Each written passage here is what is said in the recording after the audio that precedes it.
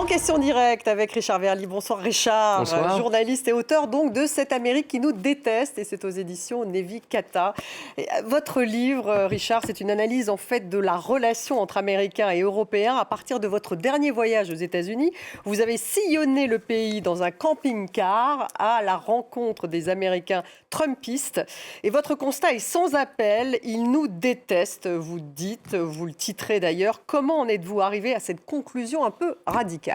Mais parce que j'ai été absolument sidéré. Vous vous souvenez, Stéphanie, l'année dernière, d'ailleurs, à plusieurs reprises, on avait échangé. J'étais à distance depuis le camping-car. Et moi, ce qui m'a frappé, je ne m'attendais pas à trouver ça. J'ai trouvé une Amérique pro-Trump, puisque c'était cette enquête-là que je voulais mener. L'idée du camping-car, c'était d'aller précisément dans les campings, de voir les Américains à hauteur de pare-brise, en quelque sorte.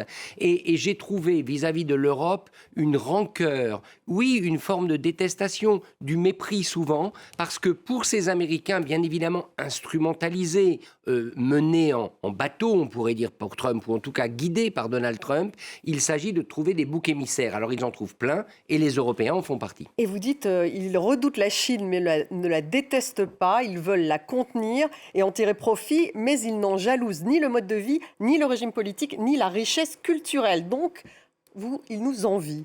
Comment vous l'ont-ils montré qu'ils nous enviaient ? Alors, d'abord parce qu'il y a des réflexions, vous savez, qui ne trompent pas et que je n'avais pas l'habitude, vous connaissez bien les États-Unis également, que je n'avais pas l'habitude d'entendre. Par exemple, une chose qui est revenue beaucoup, c'est que les Européens sont faibles. Cette faiblesse des Européens, dans un monde où il faut être fort, ça c'est tout le discours de Donald Trump, il faut être fort pour que la puissance américaine irradie de nouveau, les Européens sont faibles. Vous parliez de la richesse Donc culturelle. ils envient les faibles.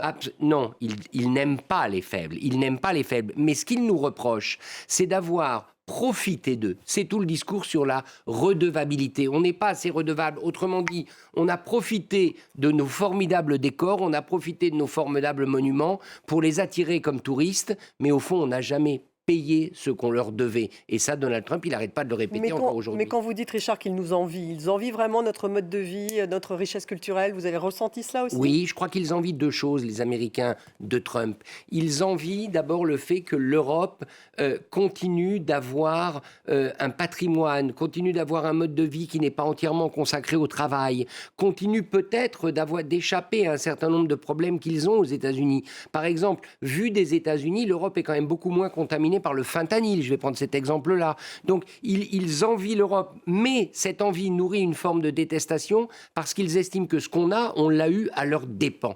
Alors, mais est-ce que finalement, cette relation avec les États-Unis, entre les États-Unis et l'Europe, Richard Verly, et notamment les États-Unis et la France, est-ce que ça n'a pas toujours été une relation d'amour-haine ? Est-ce que c'est si différent, cette façon qu'ils ont de nous détester, comme on les déteste aussi, en France en particulier ? Alors, je pense que ce n'est pas du même registre. L'anti-américanisme à la française, c'est avant tout un souci d'indépendance. On veut affirmer notre indépendance, et le général de Gaulle, bien évidemment, a été le premier à le faire. Mais ils nous traitent d'arrogants. Oui, mais depuis du côté longtemps. des Américains, il y a autre chose aujourd'hui. C'est qu'ils nous voient comme décadents, les Européens. On ne défend plus les valeurs occidentales que eux, cette Amérique de Trump, prétend défendre. Ils nous voient comme faibles, je l'ai déjà dit, dans un monde où il faut être fort. Et enfin, dernière chose, et c'est là-dessus que je termine le livre, ils nous voient comme ayant abandonné l'idée de progrès. Ils nous voient comme des retardataires. Alors que eux, il faut le reconnaître, dans la lignée d'Elon Musk, ils ont le regard tourné vers l'avenir. Ce sont tous les Américains ou vous avez vu deux Amériques ? Non, il y a l'Amérique que j'ai décrite, c'est pour ça que le titre dit « Cette Amérique », c'est l'Amérique de Trump. C'est l'Amérique des MAGA. C'est l'Amérique qui est aujourd'hui au pouvoir. Vous l'avez vu aussi profondément divisé, j'imagine, Écoutez, en sillonnant ces différents États. Sur cet aspect-là, je ne l'ai pas vu très divisé. J'ai vu quand même beaucoup d'unanimité chez les Américains. Alors attention, ça ne les empêche pas d'être tous extrêmement sympas.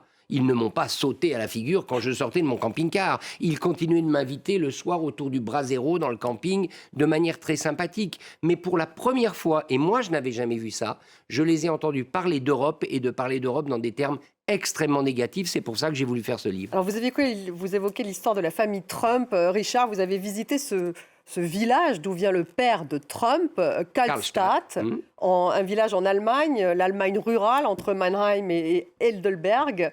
Son grand-père, vous écrivez, a débarqué à New York en 1885. Il arrivait de Bavière. Est-ce que Trump a un problème avec ses origines ? C'est ce que je pense. Alors, je ne suis pas psychiatre, je ne suis pas psychologue, mais quand vous regardez précisément l'itinéraire de Donald Trump, qui n'est jamais allé à Carlsbad, vous vous rendez compte quand même, un président des États-Unis, un homme d'affaires aussi réputé, aussi connu, il n'est jamais retourné sur les traces de son père, puisque ça, on parle de ses origines paternelles. Et je rappelle une chose dans le livre qu'on a tendance à oublier, mais pendant toute l'après-guerre, le père de Donald Trump, Fred Trump, qui lui-même était promoteur immobilier, mais plutôt pour des logements, disons, classe moyenne, il se fait passer pour Suédois à New York. Mais parce qu'il est allemand, parce qu'il a fricoté avec l'extrême droite américaine pendant l'entre-deux-guerres et qu'il a besoin de travailler avec des financiers, avec des hommes d'affaires juifs à New York, et que pour ça, il vaut mieux dire qu'on est suédois qu'allemand. Donc une drôle de relation, effectivement, avec ses origines. Moi, je pense que ça explique beaucoup de choses. Maintenant, je suis prêt à entendre d'autres voix, mais plus j'ai creusé, plus j'ai trouvé toute cette ambiguïté de la relation de Trump avec ses origines paternelles, alors qu'en revanche, du côté de sa mère, qui était écossaise, il n'y a visiblement aucun problème. La meilleure preuve, c'est que c'est sur son golfe écossais qu'il a signé le fameux deal avec les Européens. L'Écosse plutôt que l'Allemagne. Alors, vous revenez sur les années Reagan pour expliquer justement pourquoi Trump qualifie les Européens de profiteurs, pourquoi il dit qu'il se fait entuber par les Européens. Octobre 1987, krach boursier, les Européens, en particulier l'Allemagne, refusent finalement de baisser leur taux d'intérêt pour aider l'Amérique. Résultat, le déficit commercial américain dégringole et vous dites que le patron de la Fed avait affirmé à l'époque qu'il n'était plus possible de faire confiance aux alliés. Quand Trump dit que l'Europe entube les États-Unis, est-ce qu'il faut se souvenir de cet épisode ? Bien sûr. Donald Trump est un homme des années 80, à plein d'égards. J'allais dire presque également sur le plan musical. Quand vous écoutez YMCA, ça vous dit quelque chose. Eh bien, il est ancré dans cette période où il estime que les Européens ne sont pas venus au secours des États-Unis quand ils en avaient besoin sur le plan financier. Et par ailleurs, c'était l'époque où Trump avait une autre obsession. Vous vous souvenez, Stéphanie ? C'était l'obsession de la puissance japonaise. À l'époque, on pensait que le Japon allait dévorer l'Amérique dans les années 80-90. Et déjà, il réclamait des tarifs commerciaux. Déjà, il réclamait plus de frontières. Donc, au fond, le Japon a été éliminé. Vous voyez la situation du Japon aujourd'hui. Eh bien, pour Trump, il faut éliminer l'Europe de la même manière, la marginaliser et en faire un vassal docile des États-Unis. Alors, cette détestation à l'égard de l'Europe, est-ce qu'elle va changer si les démocrates reviennent au pouvoir ? Je pense que l'attitude des démocrates, ceux que je connais en tout cas, vis-à-vis de l'Europe est très différente de celle de Donald Trump. Pour une raison simple, c'est que l'élite démocrate elle est quand même attachée au rôle international des États-Unis et au fait que les États-Unis sont certes la première puissance mondiale, mais pas une puissance contre tout le monde, une puissance avec ses alliés face au reste du monde. Le problème de Trump, c'est que pour lui, les Européens ne sont pas des alliés, ils sont des vassaux et ils doivent le rester, d'autant plus que tous ceux qui l'entourent sur le plan du business, ce sont essentiellement des financiers ou les géants de la tech. Les géants de la tech, ils redoutent une chose, c'est qu'on mette des règles et des impôts, parce que le marché européen, c'est ce qui leur permet leur prospérité. Eux aussi détestent l'Europe, finalement. Alors, écoutez, prenez deux exemples. Peter Thiel, d'origine allemande. Vous savez, on parle beaucoup de Peter Thiel, la fameuse mafia PayPal, puisqu'il a créé PayPal. D'origine allemande, passé par l'Afrique du Sud, libertarien, qui se permet aujourd'hui de faire une ingérence dans la politique de son pays d'origine, l'Allemagne, en soutenant l'AfD. Prenez un deuxième exemple, Elon Musk. Elon Musk, lui aussi, blanc d'Afrique du Sud, et qui ne peut pas s'empêcher, à chaque fois qu'il le peut, d'intervenir dans le débat politique européen. Si ça, c'est une preuve d'amour, je m'y perds. Alors, eux ont un argument.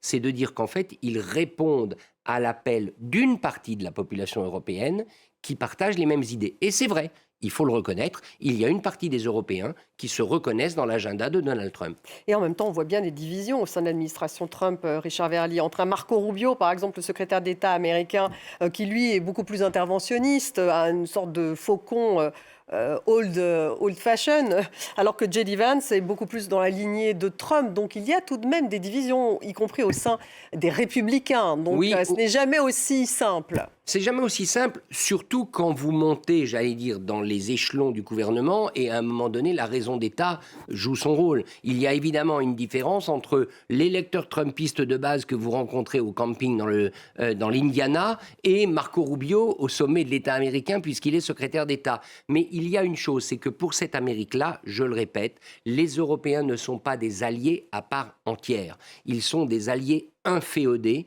Et Trump, vous l'avez peut-être remarqué, maintenant donne des ordres. Par exemple, il a ordonné au gouvernement européen de ne pas réglementer, de ne pas taxer les géants de l'Internet. C'est un ordre. À partir du moment où quelqu'un vous donne des ordres de cette façon, est-ce que vous pouvez encore légitimement penser qu'il est un protecteur soucieux de votre bien-être? Non. Du coup, l'Europe n'a pas d'autre choix que de, vous écrivez, concurrencer les Américains en une seconde. Je pense que c'est l'enjeu. Il faut absolument réfléchir à revoir les relations avec les États-Unis et désapprendre peut-être cette part d'Amérique qui est en nous. Il faut désormais s'en méfier également. Richard Verly, cette Amérique qui nous déteste, merci de nous d'avoir accepté notre invitation. Merci à vous de nous avoir suivis. À tout de suite dans 3 petites minutes.